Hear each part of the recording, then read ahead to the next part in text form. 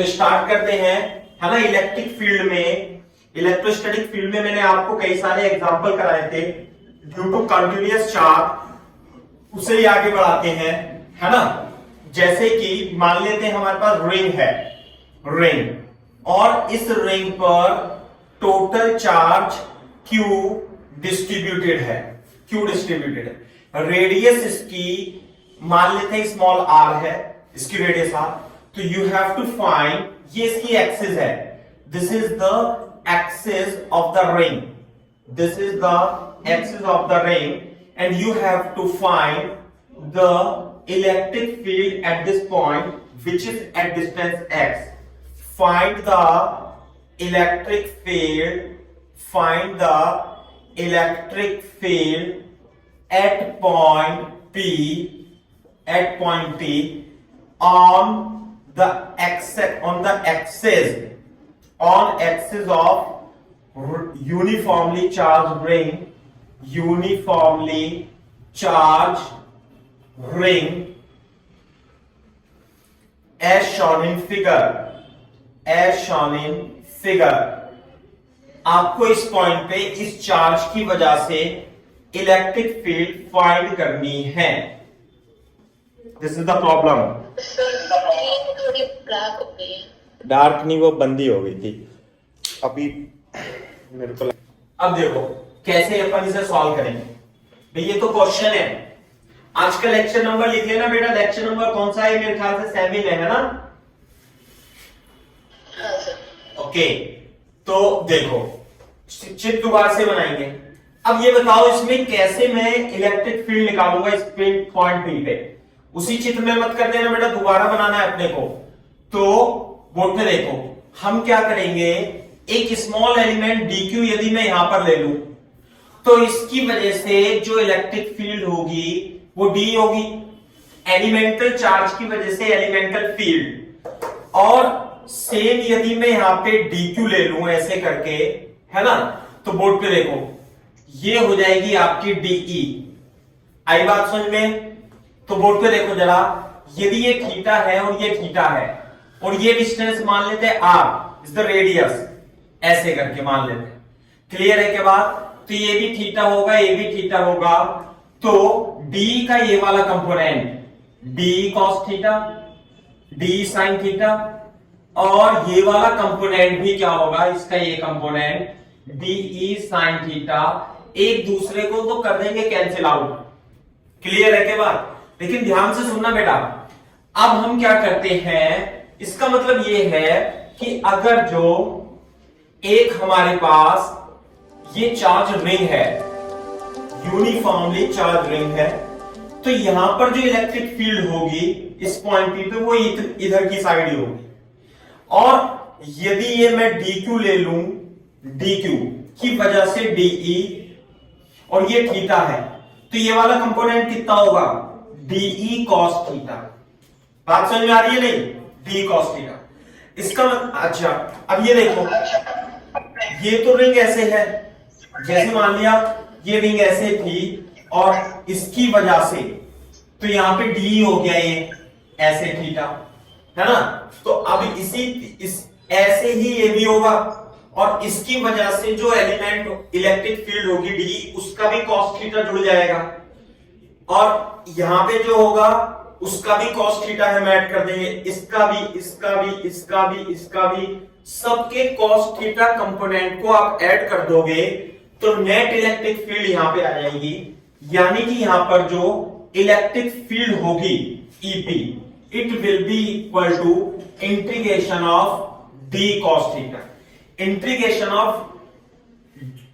Of cos component of de will be equal to the electric field at this point, that is at P।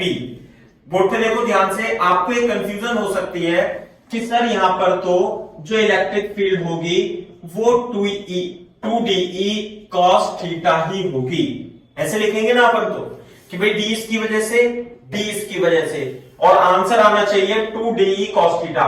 तो ऐसा नहीं होगा इस case में। क्यों नहीं होगा? बोर्ड पे देखो, क्योंकि जब आप इसे इंटीग्रेट करोगे, इंटीग्रेट फाइनली करोगे, तो फिर आपको, यदि आप 2 लेते हो तो इंटीग्रेशन आपको आधी रिंग का करना पड़ेगा, आधी रिंग का, क्योंकि एक इंटीग्रेशन में तो ये कंप्लीट हो जाएगा, इंक्लूड हो जाएगा, फिर दूसरे में ये वाला और ये वाला हो जाएगा, तो आपको इंटीग्रेशन हाफ रिंग का करना पड़ेगा, तब आंसर सही आएगा। तो हम क्या करते हैं, हम dq की वजह से केवल d कंसीडर करते हैं और d का कंपोनेंट d cos थीटा लेते हैं, और फिर पूरी रिंग के जो dq एलिमेंट होंगे सब पूरी रिंग को कंसीडर करके उसके cos थीटा का इंटीग्रेशन कर देंगे, तो हमारा आंसर आ जाएगा। तो यहां d cos थीटा नहीं लेना है, अपने को केवल d cos थीटा यानी de का साइन कंपोनेंट तो कैंसिल ही हो जाएगा, इसे तो काउंट ही नहीं करना है अपने को, है ना, केवल d cos थीटा का इंटीग्रेशन करना है। कॉपी करो यहां तक। हाँ सर, डन सर। तो देखो अब हम इसे कैसे इंटीग्रेट करेंगे। हाँ भाई, ये तो x है, ये हमारे पास r है, तो ये डिस्टेंस कितनी हो जाएगी भाई, √r² प्लस x²। तो d को लिखूंगा मैं k dq upon √r² plus x² का होल स्क्वायर। तो यहां पे इधर लिख देता हूं मैं थोड़ा सा, EP equal to k dq upon r² plus x², इसका इंटीग्रेशन हो जाएगा। अच्छा, बोर्ड पे देखो dq कैसे लिखेंगे, बोर्ड पे देखो, इसकी यूनिटरी मेथड से लिखेंगे, इसकी पूरी लेंथ, ये चार्ज जो है लीनियर चार्ज डिस्ट्रीब्यूशन है, Q चार्ज डिस्ट्रीब्यूटेड है, एक मिनट, है ना, मान लेते हैं ये 2πr में डिस्ट्रीब्यूटेड है पूरा चार्ज Q, तो 1 मीटर में डिस्ट्रीब्यूटेड होगा Q अपॉन 2πr। तो ये जो dq विथ है इसे मैं क्या मान लेता हूं, dx विथ मान लेता हूं। तो dx में जो चार्ज डिस्ट्रीब्यूटेड होगा वो होगा Q upon 2πr into dx, और यही क्या होगा बेटा, dq is equal to Q upon 2πr into dx होगा। This is the value of dq। तो dq की वैल्यू रख देंगे k q, हाँ भाई ये cos थीटा तो रह गया, अभी ये हो गया de cos थीटा, और अब देखो ये हो गया upon r² plus x² dq, और cos थीटा जो होगा x upon √r² plus x² होगा, ये हो जाएगा k upon r² plus x² की पावर 3/2 इंटू dq। क्लियर है क्या बात? अच्छा, अब देखो बोर्ड पे देखो, इसमें ये बताओ मेरे को, अंदर इसके अंदर वेरिएबल क्या है भाई, वेरिएबल k तो कांस्टेंट है, सर x/r² प्लस x/3/2 हो जाएगा। नहीं, इसमें मैं पूछ रहा हूं रेडियस r वेरिएबल है क्या? नहीं सर, बट वो क्योंकि x² के साथ है, तो x भी कांस्टेंट है, ध्यान रखना, ये हमेशा x ऐसा नहीं है कि वेरिएबल है, इसे मैं कुछ और भी लिख सकता था। x हमेशा ये तो वेरी करेगा एलिमेंट, लेकिन ये x कांस्टेंट है, तो इसमें x भी कांस्टेंट है, r भी कांस्टेंट है, तो kx r² प्लस x² की पावर 3/2 इंटीग्रेशन dq, ये बाहर आ जाएगा, कांस्टेंट है। अब या तो आप इसे डायरेक्ट dq का इंटीग्रेशन q लिख दो, तो आंसर जो आएगा वो इलेक्ट्रिक फील्ड EP जो आएगा वो k x q upon r² plus x² की पावर 3/2 आ जाएगा, है ना। इसकी भी जरूरत नहीं पड़ेगी अपने को, इसकी भी जरूरत नहीं पड़ेगी। लेकिन अगर जो आप ऐसे करते हो dq, देखो ध्यान से, dq की जगह हम q upon 2πr into dx लेंगे और q upon 2πr into dx करेंगे, और dx का इंटीग्रेशन, हाँ भाई ये था ना dx, जैसे मान लिया ये dx था, तो dx ये हुआ, dx ये हुआ, dx ये हुआ, dx ये हुआ, तो जो dx का इंटीग्रेशन होगा वो पूरी इसकी सर्कमफेरेंस इंटीग्रेशन ऑफ dx क्या होगा, पूरी इसकी सरकमफेरेंस, यानी अरे dq का इंटीग्रेशन तो q ही आएगा। आप डायरेक्ट भी यहां पे लिख सकते हैं और इस तरीके से भी आप इसे सॉल्व कर सकते हैं। तो जो इलेक्ट्रिक फील्ड है पॉइंट P पे इस दिशा में आएगी और उसकी इतनी वैल्यू होगी।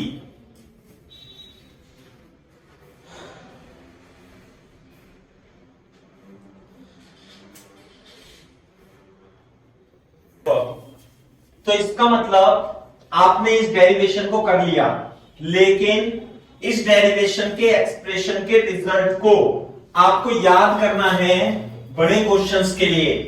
देखो डेरिवेशन तो हम एडवांस के लिए कराएंगे ही सही, है ना, और ये जेईई मेंस में भी और नीट में भी इंपॉर्टेंट है। लेकिन यदि आप जेईई मेंस और नीट की तैयारी कर रहे हो तो केवल हम इसे याद करने के लिए बोल देते हैं क्या, कि यदि ये चार्ज रिंग है यूनिफॉर्मली चार्ज है और इस पे चार्ज है Q, और यहां पर x डिस्टेंस पे जो इलेक्ट्रिक फील्ड होती है कितनी होगी भाई, KQX upon R square plus x square की पावर 3/2 होगी। क्लियर है क्या बात?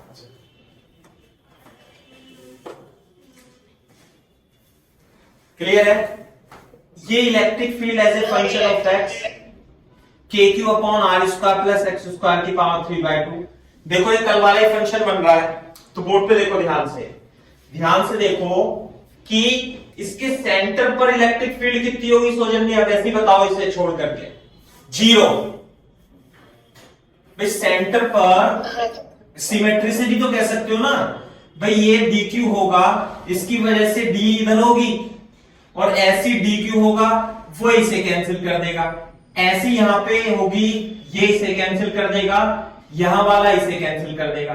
तो सेंटर पर तो इलेक्ट्रिक फील्ड 0 होती है। आप इससे भी आप इसे फाइंड कर सकते हो, x इक्वल टू 0 पर इलेक्ट्रिक फील्ड कितनी होगी, 0।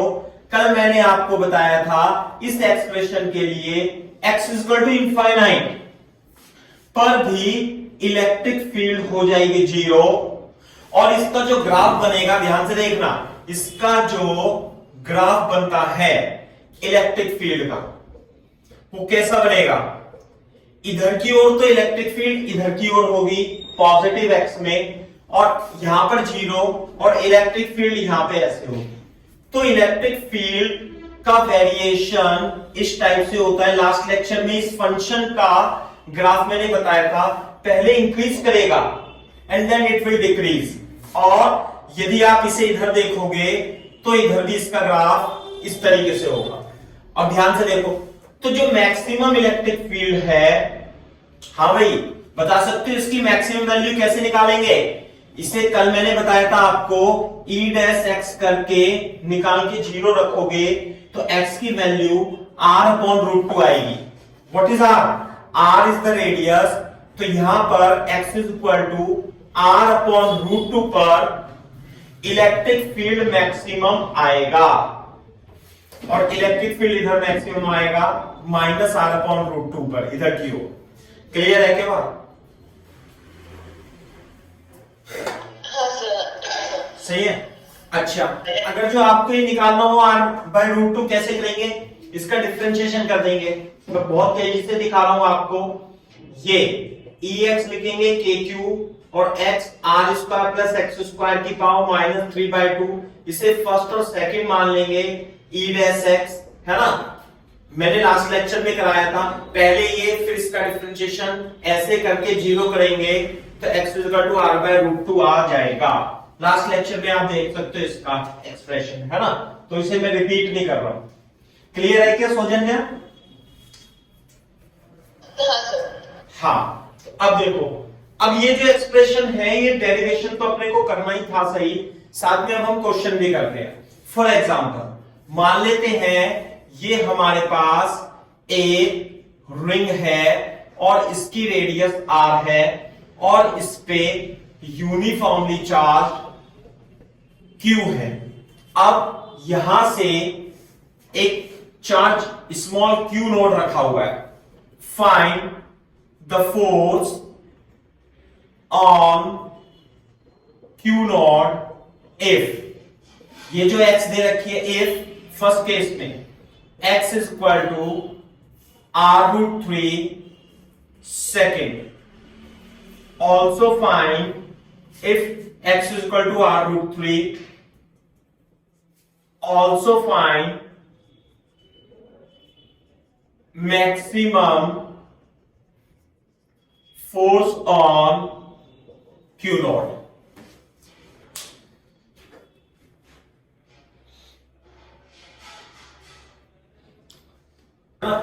एक मिनट, क्वेश्चन बहुत है ट्राई करने के लिए, आप बोल दिया करो, देखो फिर वो नहीं होगा, मतलब सॉल्यूशन। इसे दोबारा बनाएंगे भाई चित्र को, ध्यान से देखो। अगर जो ये x पॉइंट है तो सबसे पहले इलेक्ट्रिक फील्ड लिख दो। कितनी होती है electric field? KQX upon R square plus x square की पावर 3/2, ये इलेक्ट्रिक फील्ड होती है। तो जो फोर्स होगा किसी भी चार्ज पर इलेक्ट्रिक फील्ड E में, वो होता है Q नॉट E, ऐसे for F is equal to QE। इसे याद रख लो, फोर्स क्या होता है? F is equal to QE। तो यहां पे जो फोर्स होगा फर्स्ट केस में, जब x कितनी है? r√3 है, मान x कितनी है? r√3 है, तो फोर्स जो होगा Q नॉट इंटू E, और E की value KQX upon R square plus x square की पावर 3/2, और x को क्या पुट कर देंगे भाई? r√3, और कैलकुलेशन कर लेंगे। तो जो r√3 पर, this is a force as a function of x, Q naught, x की जगह क्या रखेंगे? r√3 अपॉन, नीचे आएगा r स्क्वायर और r√3 का स्क्वायर, इसमें r रखेंगे ना, r√3 का स्क्वायर की whole power 3/2, and you will get force Q naught r√3 upon, ये कितना आएगा भाई? 4r स्क्वायर की पावर 3/2। तो 4r स्क्वायर को 2r का whole square Q naught r√3 upon 2r का होल स्क्वायर की पावर कितनी? 3/2। तो 2 से 2 कैंसिल हो जाएगा, and Q naught r√3 upon 2r की power 3, it will be equal to Q naught r√3 upon 8r cube.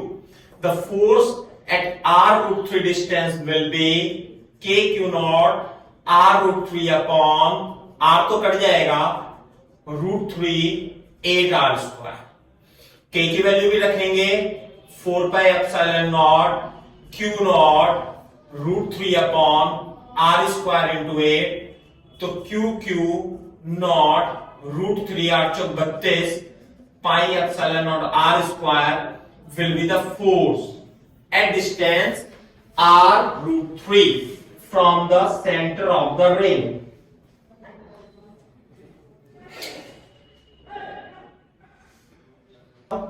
What is the second part? हाँ भाई, सेकेंड पार्ट में हमें इस पर मैक्सिमम फोर्स निकालना है। बताओ, तो मैक्सिमम फोर्स कब लगेगा? बताओ, ये फोर्स जो होगा मैक्सिमम होगा कब? Q not into E max. बोलो, जब इलेक्ट्रिक फील्ड मैक्सिमम होगी, और कहां पर होती है भाई इलेक्ट्रिक फील्ड मैक्सिमम? ये होती है r/√2 पे। इसे याद रखना है, कैसे आई वो भी मैंने आपको बताया, समझे ना? तो हम बार बार उसे ड्राइव नहीं करेंगे, ना ही उसका एक्सप्रेशन हम डिफरेंशिएट करके वैल्यू निकालेंगे। तो यदि मेरे को E मैक्सिमम मिल जाती है, then we can find the maximum force. और मैक्सिमम एक्सेलरेशन भी पूछ सकता है वो, जब फोर्स आएगा तो एक्सेलरेशन जो होगा मैक्सिमम फोर्स अपॉन m करके भी आ जाएगा, वो इसी तरीके से पूछता है। तो जो E मैक्सिमम होगी, कैसे निकालूं? x की जगह क्या पुट कर दूंगा? r/√2। तो मैक्सिमम होगी, ये है E मैक्स, कब होगी भाई? KQ, x की जगह मैं रखूंगा r√2 upon r square plus, जब हम r√2 का होल स्क्वायर करेंगे यहां पे, ऐसे करके, तो आर स्क्वायर अपॉन 2 आ जाएगा की power 3/2। This is equal to K Q R root 2 3r square upon 2 की पावर 3/2। तो बोर्ड पे देखो कैसे सॉल्व करूंगा मैं इसे। x की पावर 3/2 को x क्यूब का रूट यानी x रूट x लिख लेते हैं।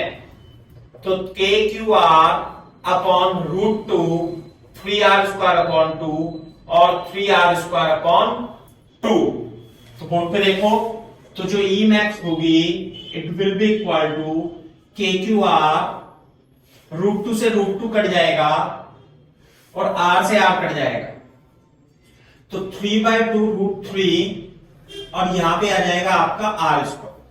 तो जो ई मैक्सिमम होगी, ई मैक्सिमम कितनी आएगी भाई, 2 KQ upon 3 root 3 r square आएगी। तो मैक्सिमम फोर्स F मैक्स कितना आएगा, K 2KQ upon 3 root 3 r square. ये तो ई मैक्स हो गई और Q नॉट से और मल्टीप्लाई कर देंगे तो it will be the maximum force.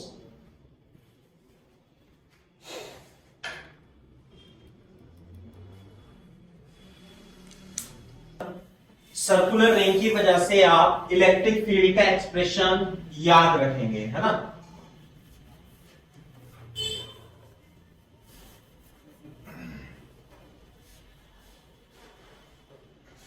अच्छा देखो, ओके, तो ये जो सर्कुलर रिंग की वजह से एक्सप्रेशन है इसे याद रखेंगे। इसका डायरेक्ट फॉर्मूला याद रखेंगे, मैक्सिमम आर रूट 2 पे आर अपॉन रूट 2 पे होते हैं, ये याद रखेंगे। अब नेक्स्ट देखो, अब मान लेते हैं हमारे पास ये डिस्क है। पहले तो जो चार्ज डिस्ट्रीब्यूटेड था वो रिंग पे था, सही है ना, लाइन चार्ज डिस्ट्रीब्यूशन था कूलम पर मीटर में। अब की बार ये नॉन कंडक्टिंग डिस्क है, नॉन कंडक्टिंग डिस्क, तो इसमें जो चार्ज है वो यूनिफॉर्मली इसके एरिया में डिस्ट्रीब्यूटेड है ना। Charge Q, charge capital Q is distributed uniformly over the area, ऐसे लिख लो आप, over the area। और इसकी रेडियस कैपिटल R है। रेडियस कितनी मान लेंगे इसकी, capital R। Charge Q distributed है, तो आपको फिर से मान लेते हैं ये डिस्टेंस R है। इस पॉइंट पर आपको इलेक्ट्रिक फील्ड फाइंड करनी है। मैं लिख देता हूं, find the electric field at point P on axis of disk as shown in figure।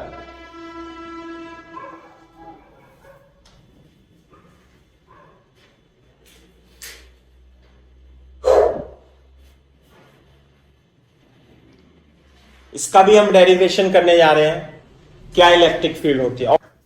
दोबारा से चित्र बनाएंगे इसका, भाई ये तो क्वेश्चन हो गया, क्वेश्चन में नहीं करेंगे, दोबारा से चित्र बनाएंगे। कैसे, सॉल्यूशन देखो, बोर्ड पे देखो, थोड़ा बड़ा चित्र बनाएंगे ऐसे करके, है ना। अब ये बताओ कि आप क्या सोचते हो कि आप इस चार्ज डिस्ट्रीब्यूशन की वजह से इलेक्ट्रिक फील्ड आप कैसे निकाल सकते हो, थोड़ा सा बता सकते हो आइडिया। बोलो सर, इंटीग्रेशन से। बिल्कुल सही बात है, इंटीग्रेशन की हेल्प से हाँ हम निकाल सकते हैं। थोड़ा बड़ा चित्र बनाइए, कैसे निकाल सकते हैं। हम इस डिस्क को छोटी छोटी रिंग में कन्वर्ट कर लेंगे। कैसे, हम मानेंगे x डिस्टेंस पर एक dx विड्थ की एक रिंग मान लेंगे, सही है ना। x डिस्टेंस पर dx विड्थ की रिंग मान लेंगे और इसमें चार्ज लिखेंगे dq। तो सबसे पहले तो ये जो रिंग मानी है मैंने, ये जो रिंग है इसमें चार्ज लिखेंगे सबसे पहले dq। समझ में आई बात। तो dq चार्ज कैसे लिखेंगे, सारा का सारा charge Q charge pi R square area पे डिस्ट्रीब्यूटेड है, तो 1 मीटर स्क्वायर पर जो चार्ज डिस्ट्रीब्यूटेड होगा वो पाई आर स्क्वायर अपॉन क्यू होगा। अच्छा, ये जो चार्ज डिस्ट्रीब्यूटेड है रिंग, बोर्ड पे देखो, ये रिंग है, रिंग की विड्थ कितनी है भाई, ये dx। तो इस पे जो चार्ज होगा उसे मेरे को लिखना है, तो मैं क्या करूंगा, मैं इस रिंग को बीच में से काट दूंगा और इसे फैला दूंगा।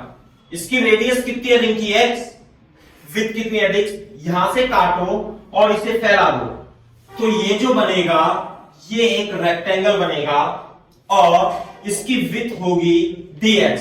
विड्थ कितनी है इसकी, dx, और यदि इसकी रेडियस x है तो इसकी जो लंबाई होगी लेंथ वो होगी 2 पाई x, और इसमें चार्ज इस तरीके से भरा हुआ है। तो इस पट्टी का, इस एलिमेंटल पट्टी का जो एरिया होगा वो भी बहुत छोटा होगा, तो हम इसका एरिया लिखेंगे कितना, length into width 2 pi x into dx, तो ये आ जाएगा dA। इसका जो एरिया है, इस पट्टी का एरिया, रिंग का एलिमेंटल स्ट्रिप का area 2 pi x into dx होगा। तो ये charge cube pi R square में 1 मीटर स्क्वायर में एक बटेगा, ऐसे पाई आर स्क्वायर में जो चार्ज होगा वो Q होगा, तो 1 मीटर स्क्वायर में जो चार्ज होगा वो Q upon pi R square होगा। तो इतने एरिया में कितने एरिया में 2 pi x into dx area में जो चार्ज होगा वो Q upon pi R square into 2 pi x dx होगा, और यही चार्ज dq कहलाएगा, और dq की वैल्यू Q अपॉन पाई से pi 2qx dx upon R square हो जाएगी। ये आएगी dq की वैल्यू। पहले इसे क्वेश्चन काफी लंबा हो जाएगा, तो इस तरीके से आप इसे कर सकते हैं, है ना। अच्छा, बच्चों को जो कंफ्यूजन रहती है वो मैं बता देता हूं। मैं उससे पूछता हूं कि इसका एरिया बताओ भाई कितना होगा, एरिया, इस रिंग का एरिया, तो कुछ का आंसर आता है, हाँ भाई ये x है, तो कहते हैं सर पाई एक्स स्क्वायर। बोलो, अरे पाई एक्स स्क्वायर तो इस पूरे रिंग का एरिया हो गया ना, मेरे को तो इस स्ट्रिप का एरिया चाहिए था। तो एक तो आंसर ऐसे ही बनाते हैं कि इसे काट करके फैला देते हैं, दूसरा तरीका ये भी है कि इसका एरिया जो होगा वो होगा पाई एक्स प्लस dx का square minus pi into x square. तो ऐसे भी करते हैं हम इसे, कैसे, पाई है ना, ए स्क्वायर माइनस बी स्क्वायर, ए प्लस बी और ए माइनस बी, ऐसे करके, और dx तो नेगलेक्ट कर देंगे जोड़ में, तो ये आ जाएगा 2 पाई x इंटू dx। ऐसे भी हम इसे कर देते हैं, लेकिन बहुत कम करते हैं, किताबों में ऐसा नहीं मिलेगा, आपको ऐसा ही मिलेगा जैसे मैंने आपको बताया है। सही है क्या बात? तो ये भी तरीका है इसका करने का। अच्छा, अब ये तो आ गया dq। अब देखो, अब नीचे उसके ओर लिखना, हमें इस रिंग की वजह से, रिंग पे चार्ज कितना है dq, और ये डिस्टेंस कितनी मानी थी मैंने, r, x नहीं मानी थी, ध्यान रखना। चलो r ही मान लेते हैं, है ना। तो वो दोबारा ब्लैक हो गया। अच्छा, एक मिनट, क्या है, हाँ सर, ठीक है। हाँ, एक मिनट थोड़ा सा रुक जाओ, ये कैसे हो गया, हाँ भाई बोर्ड पे देखो एक बार जरा। तो यदि ये डिस्टेंस r है और ये r है, नहीं मैंने क्या माना था, ये तो x माना था ना, x, ये तो x है और ये r है, तो ये है x, तो थोड़ा डेटा इंटरचेंज हो जाएगा। तो इस dq की वजह से एलिमेंटल इलेक्ट्रिक फील्ड लिया जाएगी, dq चार्ज की वजह से इलेक्ट्रिक फील्ड, हमें रिंग की वजह से इलेक्ट्रिक फील्ड कितनी होती है, kqx upon X square plus R square की पावर 3/2, और x होता है ये, ध्यान रखना इस बात का। अब की बार मैंने इसे R ले लिया और इसे X ले लिया, तो जो D होगा K, और यहां पे Q होता है, ये चार्ज कितना चार्ज होता है Q।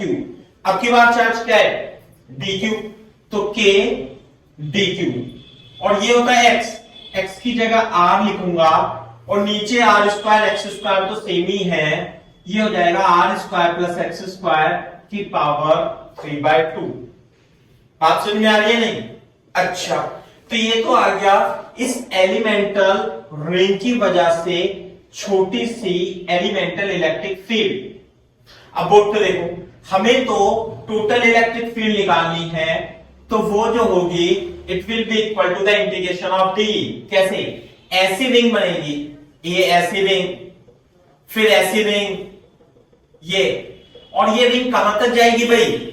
ये रिंग जाएगी x इक्वल टू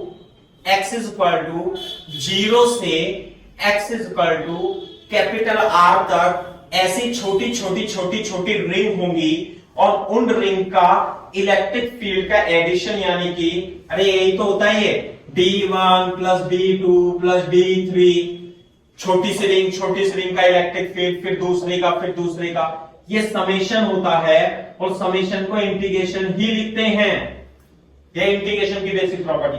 तो D तो हमारे पास था और हम उसे इंटीग्रेट कर देंगे, कितना इंटीग्रेट कर देंगे भाई? K dqr upon R square plus X square की पावर 3/2, है ना भाई? क्लियर है के बाद? और बोर्ड पे देखना, K R upon R square plus X square की पावर 3/2, dq की जगह क्या लिख दूंगा? dq की जगह 2qx upon R square into dx लिख दूंगा। इसे सबको साफ कर देता हूं, ये साफ कर देता हूं मैं। हाँ भाई, तो देखो इसमें वेरिएबल क्या है, तुम बता सकते हो इसके अंदर वेरिएबल क्या है? आर वेरिएबल है क्या? कैपिटल आर वेरिएबल है, एक्स वेरिएबल है, क्या वेरिएबल है?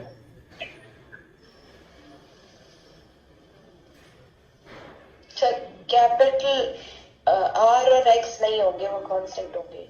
एक्स तो बोर्ड पे देखो ध्यान से, ये डिस्टेंस आर है, ये रिंग जब छोटी थी तो इसकी रेडियस x1 थी, फिर बड़ी हुई तो x2, तो क्या वेरिएबल होगा? ये रेडियस आर तो फिक्स है, ये फिक्स है, वेरिएबल होगा x, समझे? तो बोर्ड पे देखो, तो ये जो इलेक्ट्रिक फील्ड होगी, यहां से लिखते हैं अपन, ये जो इलेक्ट्रिक फील्ड होगी K 2kqr, तो ऊपर से कॉमन आ जाएगा, नीचे से कॉमन आएगा आर स्क्वायर, और अंदर जो होगा वो x upon R square plus X square की पावर 3/2 इंटू dx हो जाएगा। तो x वेरी कर रही है बेटा, ये देखो x, ये ओके। लिमिट कहां से कहां तक? ये रिंग जो बनेगी कहां से स्टार्ट होंगी? 0 से स्टार्ट होंगी, और रिंग बनते बनते x इक्वल टू आर, यानी x इक्वल टू 0 से x इक्वल टू आर तक ये वेरी करेंगी। तो हमें इसका इंटीग्रेशन करना है। अब देखो इसका इंटीग्रेशन कैसे करेंगे, बोर्ड पे देखना एक बार, मैं इसे या ऐसे लिख दो 0 से लेके आर तक, तो मैं इसका इंटीग्रेशन निकालता हूं। यहां पे ये है हमारा x upon R square plus X square की power 3/2 into dx from 0 to r। तो बोर्ड पे देखो, आपको इसका इंटीग्रेशन अभी समझना पड़ेगा थोड़ा सा, क्योंकि आपने अभी इंटीग्रेशन पढ़ा नहीं है। तो बोर्ड पे देखना कैसे करेंगे, हम R square plus X square को थोड़ी देर के लिए टी स्क्वायर मान लेंगे, है ना? तो बोर्ड पे देखो, इसे डिफरेंशिएट करेंगे कैसे? 0 plus 2x dx 2t dt। ये मेरे ख्याल से आपको समझ में आया होगा या नहीं, पहले मेरे को ये बताओ, ये एक्सप्रेशन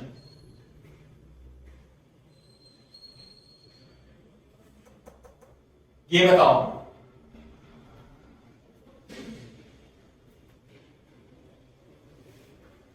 समझ में आया नहीं? देखो इधर, इन differentiate with respect to T, तो टी के रेस्पेक्ट में करेंगे तो आर तो कांस्टेंट है इसका 0, इसका हो जाएगा 2x और dx अपॉन dt, और टी स्क्वायर का टी के रेस्पेक्ट में 2t हो जाएगा, तो ये आ जाएगा 2x dx 2t dt, 2 से 2 कट जाएगा तो dx की value t dt upon x आ जाएगी।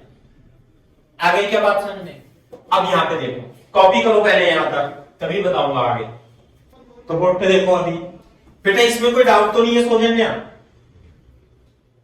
सही क्लियर है सर। देखो इंटीग्रेशन में आपको अभी दिक्कत हो सकती है थोड़ी सी, लेकिन जब आप मैथ्स में इंटीग्रेशन अच्छे से पढ़ लोगे तो आएगा। इसे बोलते हैं हम सब्स्टिट्यूशन मेथड, है ना, अपने को करना ही पड़ेगा ये सब। तो बोर्ड पे देखो, यहां पे इंटीग्रेशन x, ये तो हो जाएगा x dx, बोर्ड पे देखना ही x dx, तो x dx की जगह मैं क्या कर लूंगा, x dx की जगह t dt रख दूंगा, और यहां पे तो है R square plus X square को माना मैंने टी स्क्वायर की पावर 3/2, तो बोर्ड पे देखना कितना हो जाएगा 1 अपॉन टी डी टी, और ये 2 से 2 कट जाएगा टी क्यूब, और ये हो जाएगा 1 upon T square D T, ये हो जाएगा टी की पावर -2, इसका इंटीग्रेशन आएगा टी की पावर -1 अपॉन -1, तो इंटीग्रेशन आएगा -1 अपॉन टी, और टी को देखो क्या रखेंगे, टी को हम R square plus X square से रिप्लेस कर सकते हैं। अब बात ध्यान से देखो, जो लिमिट थी कहां से कहां तक थी, लोअर लिमिट 0 थी, अपर लिमिट कैपिटल आर थी, फाइनली याद रख देंगे। वैसे तो इंटीग्रेशन करने का तरीका थोड़ा सा अलग होता है, लिमिट भी चेंज करनी होती है, लेकिन अपन ने थोड़ा शॉर्ट में ही कर दिया, फिजिक्स में अपन ऐसे ही करते हैं।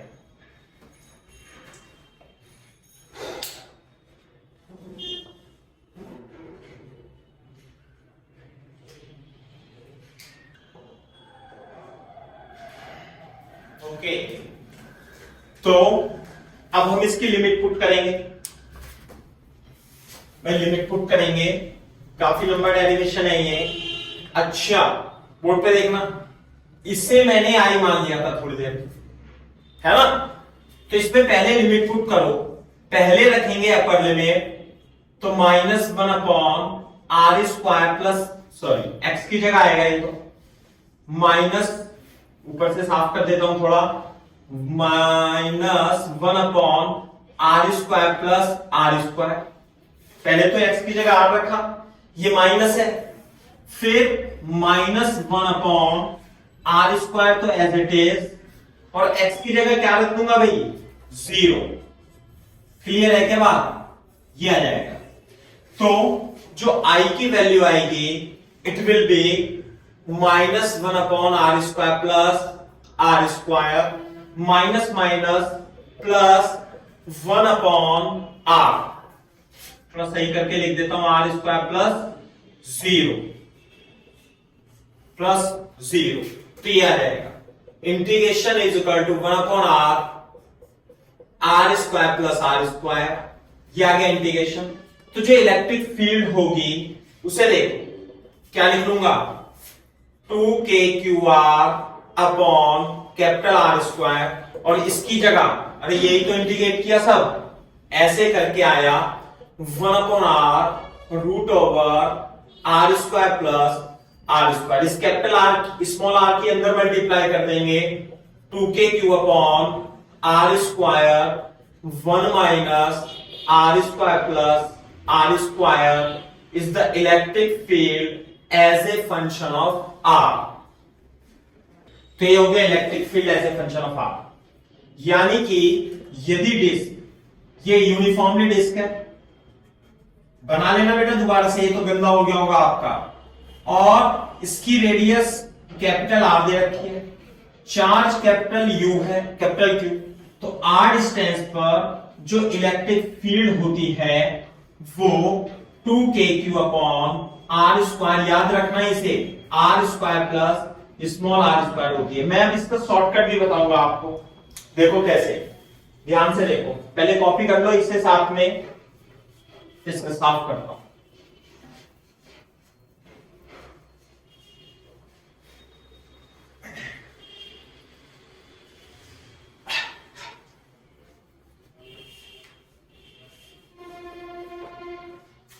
हाँ भाई ध्यान से देखो, इसे कॉपी करने के बाद बोर्ड पे देखना, बड़ा सा चित्र बनाएंगे हम ऐसे। आर ये है charge capital Q distributed over area. तो एरिया कितना है भाई इसका, यह पाई आर स्क्वायर। तो जब चार्ज एरिया पे डिस्ट्रीब्यूटेड होता है तो हम यूज करते हैं सरफेस चार्ज डेंसिटी। तो what is the surface charge density sigma for this uniformly charge distribution? This is charge per unit area, this the surface charge density. तो यहां पे देखो, जो इलेक्ट्रिक फील्ड है ये K है, तो 2K को क्या लिखेंगे भाई, 1/4πε0 Q अपॉन R स्क्वायर। एक मिनट थोड़ी सी गलती हो गई यहां पे, जब इसमें R की मल्टीप्लाई करेंगे तो यहां पे R आ जाएगा, सही है? तो ये आ जाएगा R upon root over R square plus capital R square. तो देखना बेटा इसमें Q अपॉन 2πε0 R स्क्वायर, या आप इसे ऐसे लिख लो Q upon 2ε0 pi R square is equal to 1 minus R upon R square plus R square is the electric field. तो बोर्ड पे देखो एक बार, Q upon pi R square को, Q upon pi R square को sigma upon 2ε0 1 minus R square plus R square लिखते हैं। तो एक तो ये बहुत ही आसान हो गया। What is the sigma? कभी कभी आपको चार्ज नहीं देगा इसमें, वो देगा sigma, surface charge density of uniformly distributed charges sigma, find the electric field is this. और देखो मैं इसे और आसान बना देता हूं, यदि ये R है और ये कैपिटल R है तो ये जो एंगल होगा अल्फा ये कांस्टेंट होगा। तो बोर्ड पे देखो, ये distance R square plus R square होगी। And what is the cos alpha over here? जो कॉस अल्फा होगा it will be equal to base upon hypotenuse R upon R square plus R square. तो ये क्या लिखा हुआ है, cos alpha.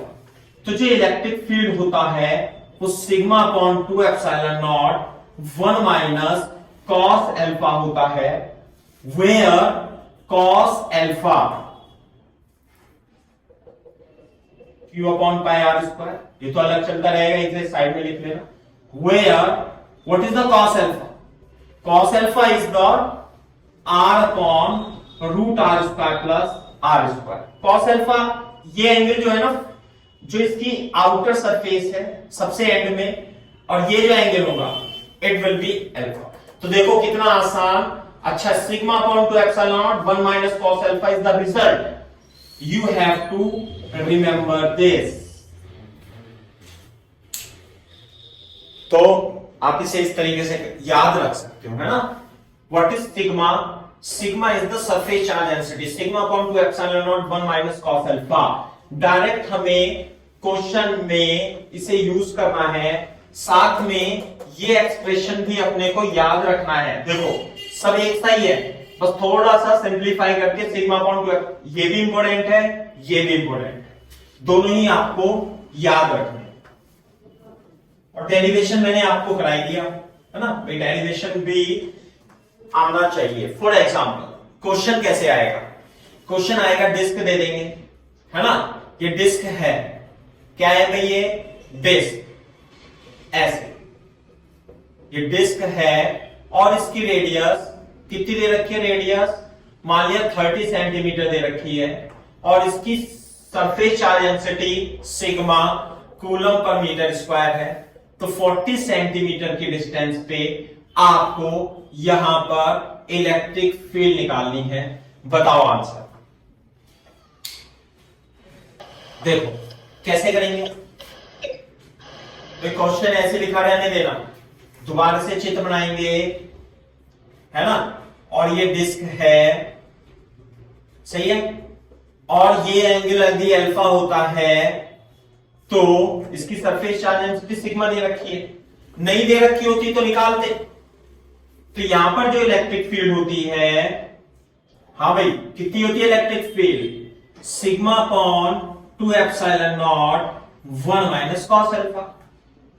बस सिग्मा अपॉन 2 एप्सिलॉन नॉट, ये 30 है, ये 40 है, तो ये 50 सेंटीमीटर होगा।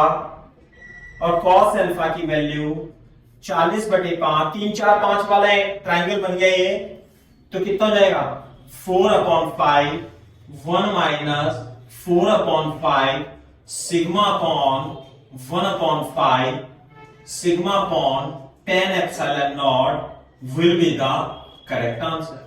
ये आ गया इलेक्ट्रिक फील्ड। अब यहां पे वो चार्ज रख देगा Q नॉट, तो फोर्स पूछेगा, तो फोर्स कितना आएगा भाई Q इंटू E, तो Q not into sigma upon 10 epsilon not will be the force.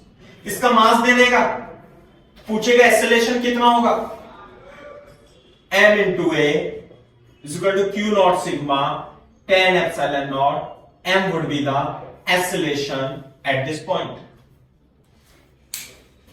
वो तो कॉन्सेप्ट आना चाहिए आपसे, वो कुछ भी पूछे तो आप बता सकते हो। हाँ sir, that's it. Very good. तो इस तरीके से आपको इस फॉर्मूले को यूज करना है ना। मैं अभी और इसमें फर्दर थोड़ा सा और काम कराना है इस पे। अभी कैसे, बोर्ड पे देखो ध्यान से। फॉर एग्जाम्पल मान लेते हैं अब की बार ये हमारे पास डिस्क है, disc of radius capital R, ऐसे कैपिटल आर, और यूनिफॉर्मली चार्ज डिस्क है, सही है बात नहीं। और इस पे चार्ज है Q, यूनिफॉर्मली डिस्ट्रीब्यूटेड, और R डिस्टेंस पर एक चार्ज पार्टिकल Q नॉट है, इसका मास m है। बात समझ में आ रही है। R डिस्टेंस पर ऐसे एक्सिस रखो। If this is in equilibrium, if this is in equilibrium, okay, find the charge Q naught, find the value of charge Q naught so that it is in equilibrium। Equilibrium कैसे, अरे इस पे तो force लगेगा किधर, mg, और इसे QE force ऊपर को दे रहा होगा, तो दोनों फोर्स बराबर हैं, तो Q नॉट की वैल्यू निकालनी। This is the question. अब कैसे करेंगे देखो, बोर्ड पे देखो। हाँ भाई हटा देता हूं मैं इससे सब। ये डिस्टेंस R है और ये डिस्टेंस भी R है, तो ये जो एंगल होगा अल्फा कितना जाएगा भाई, सॉल्यूशन चित्र दोबारा से बनाओ सब, 145, सही है। तो cos अल्फा cos 45 1/√2 आएगा। तो यहां पर जो इलेक्ट्रिक फील्ड होगी वो E होगी। तो इसका यदि मैं एफबीडी बनाऊंगा तो इस पे तो एक तो mg डाउनवर्ड फोर्स लगेगा और Q not into E upward force लगेगा।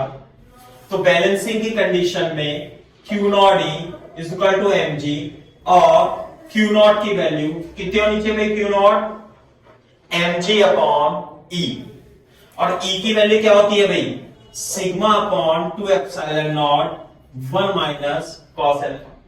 हाँ भाई सिग्मा क्या लिखूंगा इसके लिए, सिग्मा लिखूंगा total charge divided by total area, that's it. Q upon pi R square sigma 2 epsilon not 1 minus 1/√2। Clear है क्या बात? तो जो mg तो है ही सही, और इलेक्ट्रिक फील्ड जो आएगी q upon 2 pi epsilon not r square 1 minus root 2। थोड़ा सिंप्लीफाई कर लेंगे तो आ जाएगा mg into 2 pi epsilon not r square q root 2 minus 1 upon root 2। ये तो ऊपर चला जाएगा और रूट 2 माइनस 1 और रूट 2 भी ऊपर चला जाएगा। mg into 2 root 2 pi not epsilon not upon q root 2 minus 1 is the correct answer. So this will be the q not.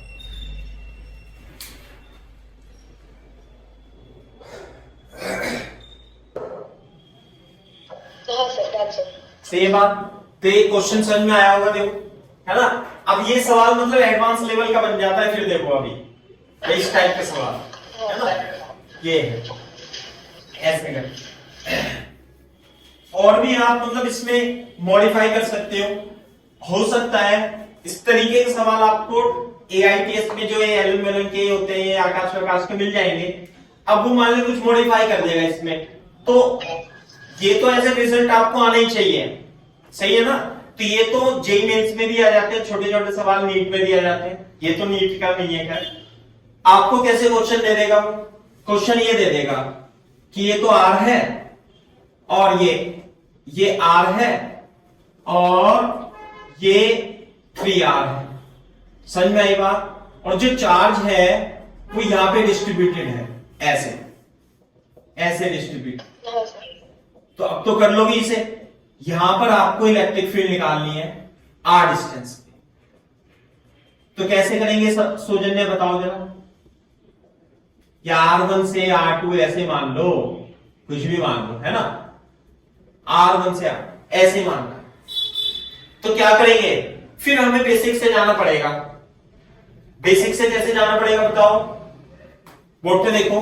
वही कि r डिस्टेंस पे dr विथ की रिंग लेनी पड़ेगी और d लिखना पड़ेगा k dq r upon r। अच्छा ये x है तो इसे x मान लेते हैं थोड़ी देर। k q x upon r square, ये r स्मॉल r लेंगे, प्लस x स्क्वायर की पावर 3/2। फिर इसे इंटीग्रेट करना पड़ेगा और इंटीग्रेट अब की बार हम से r1 से r2 तक करेंगे। बात समझ में आई नहीं? मैं अभी एग्जांपल दे रहा हूं, ये आएगा, ये सवाल डेफिनेटली जेईई एडवांस में पूछा जा चुका है, ये आएगा। इसके करने के और भी तरीके हो सकते हैं, मैंने जस्ट आपको वैसे ही बता दिया है, तो इसे अभी करना नहीं है ना, थोड़ा लेट में करेंगे इसे, क्योंकि वो ऐसे पार्टिकल देता है वो यूं निकल जाता है, तो यहाँ पे स्पीड वगैरह पूछता है, वो अभी पोटेंशियल एनर्जी से भी आएगा, है ना। तो अभी नहीं कर रहे इसे, कुछ और करते हैं इसी का। देखो ध्यान से देखो, अब बोर्ड पे देखो, very important, very small and very important which become very easy after Gauss's law. अभी यहां देखो, ये जैसे चार्ज प्लेट, ये मान लिया कैपिटल R है, ये कोई पॉइंट है, ये अल्फा है, तो यहां पर इलेक्ट्रिक फील्ड कितनी होगी भाई? मान लिया sigma coulomb per metre square है, 1 माइनस कॉस अल्फा, ऐसे हो जाएगी, सही है बात। अच्छा हाँ सर। चलो इसे मैं थोड़ी देर के लिए अल्फा 1 मान लेता हूं, तो यहां पे अल्फा 1 हो जाएगा। अब बोर्ड पे देखो, यदि मैं इसकी रेडियस बढ़ा देता हूं और सरफेस चार्ज डेंसिटी सिग्मा है, तो ये एंगल जो होगा ये क्या हो जाएगा? अल्फा 2 हो जाएगा, सही है ना। बोर्ड पे देखो, अगर जो मैं और बढ़ा देता हूं इसकी रेडियस, तो ये एंगल जो होगा ये और बढ़ जाएगा अल्फा 3। बताओ। अच्छा, अगर जो मैं ये रेडियस इनफाइनाइट कर दूं, ये जो रेडियस है r, it is tending to infinity, infinity infinity, ऐसे नहीं आई बात समझ में? तो ये एंगल कितना हो जाएगा फिर? ये एंगल कितना हो जाएगा?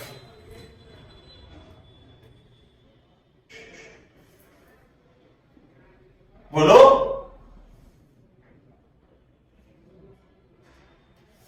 अरे मान लिया 30 डिग्री था यहां पे, तो अभी कितना था मान लिया 30 डिग्री, थोड़ी सी रेडियस और बढ़ाई तो 40 डिग्री, और बढ़ाई तो 50 डिग्री, और बढ़ाई तो 60 डिग्री, और बढ़ाई तो 70 डिग्री, और बढ़ाया तो जब ये रेडियस इंफिनिटी हो जाएगी तो फाइनली एंगल कितना हो जाएगा अल्फा 90 डिग्री।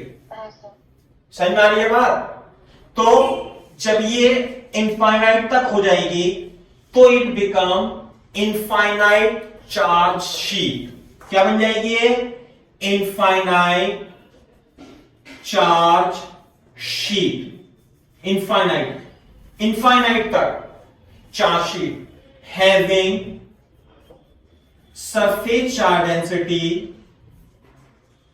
चार्ज डेंसिटी कितना बन जाएगा? सिग्मा। तो अल्फा हो जाएगा 90 डिग्री, तो sigma upon 2 epsilon not cos 90। cos 90 0, तो इलेक्ट्रिक फील्ड हो जाएगी sigma upon 2 epsilon not which is constant. ध्यान से देखो, बोर्ड पे देखना, यहां बनाता हूं जी। ये मान लेते हैं यूनिफॉर्म सरफेस चार्ज डेंसिटी है, ऐसे sigma coulomb per metre square, और ये इधर भी इनफाइनाइट तक है, उधर भी इनफाइनाइट तक है, इधर भी इनफाइनाइट तक है, इधर भी इनफाइनाइट तक है। तो इससे किसी भी पॉइंट पर, यहां पर आर डिस्टेंस पर मान लेते हैं, तो जो इलेक्ट्रिक फील्ड होगी कितनी होगी सौजन्या? ये होगी sigma upon 2 epsilon which is constant and it does not depend upon distance of that point from the sheet। हाँ सर, डन सर। ठीक है ना? तो आप लिख लो इस एक्सप्रेशन को, देखो मैं लिखा देता हूं, ये तो मैंने समझाया था, गंदा सुंदा हो गया। यूनिफॉर्मली इनफाइनाइट चार्ज शीट की वजह से जो इलेक्ट्रिक फील्ड होती है वो सिग्मा अपॉन 2 एप्सिलॉन नॉट होती है, और इसका हम भरपूर यूज करते हैं, है ना? कैसे? ऐसे मान लिया शीट है और इनफाइनाइट शीट है। इनफाइनाइट का मतलब इधर भी इनफाइनाइट, इधर भी इनफाइनाइट, इधर भी इनफाइनाइट और इधर भी infinite. Uniformly charge sheet Gauss's law में भी आएगी, having charge density sigma upon coulomb per metre square.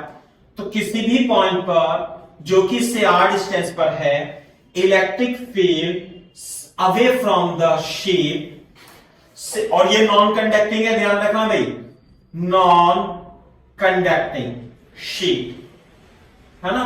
ऐसे है। और इधर यदि आप देखोगे तो इधर भी electric field sigma upon 2 epsilon not होगा। तो यहां पर जो इलेक्ट्रिक फील्ड होती है वो कांस्टेंट होगी, and E is and independent of distance of the point from charge। Board पे देखो एक बार, जैसे मान लिया ये ऐसे करके थी शीट, ऐसे, तो मैं इसे ऐसे रखूंगा, तो ये शीट इनफाइनाइट है, ऐसे है ना, आकाश की बुक है, तो ऐसे करके ऊपर ऊपर ऊपर, है ना? तो 3D में तो ऐसे दिखाएंगे, अब 2D में ऐसे दिखाना है तो मैं इसे ऐसे दिखाऊंगा।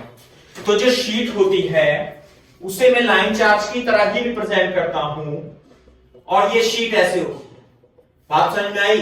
इनफाइनाइट और शीट है, ये शीट लाइन चार्ज नहीं है, sigma coulomb per metre square. तो यहां पर जो इलेक्ट्रिक फील्ड होगी वो सिग्मा अपॉन 2 एप्सिलॉन नॉट होती है, और वो r पर डिपेंड नहीं करती है। तो 3D में तिरछा ये शीट ऐसे रखी हुई है, कॉपी